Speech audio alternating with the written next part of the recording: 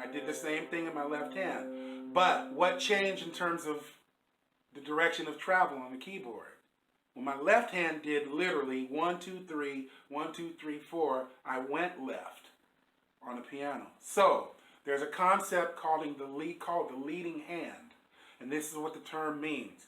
When we travel in the whatever direction we're traveling in, that hand is the lead hand, meaning, for our purposes with scales here, that hand is the hand that's playing that fingering pattern in that order. 1, 2, 3, 1, 2, 3, 4.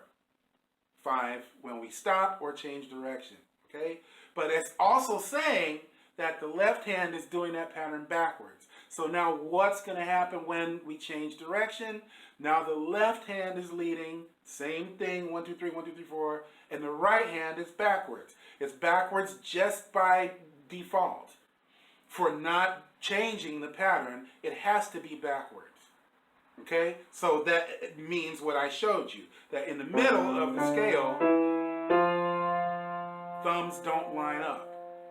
So this is why I teach this principle by doing it with the fingers paired first.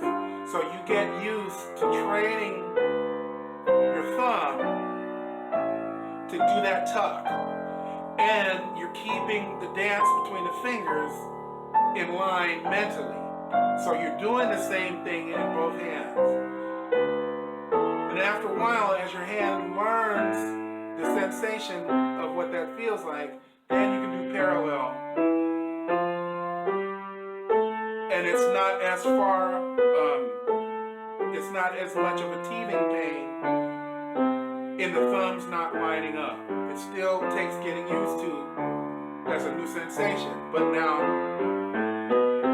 you can't see this all happening when a player plays.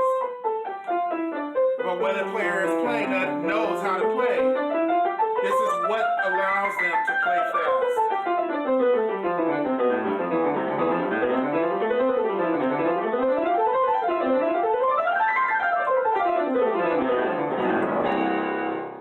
In all of that, nothing changed. 1, 2, 3, 1, 2, 3, 4. Okay?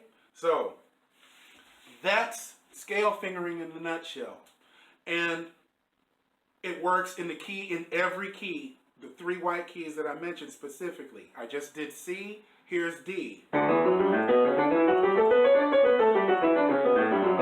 All these being major, of course. E, major.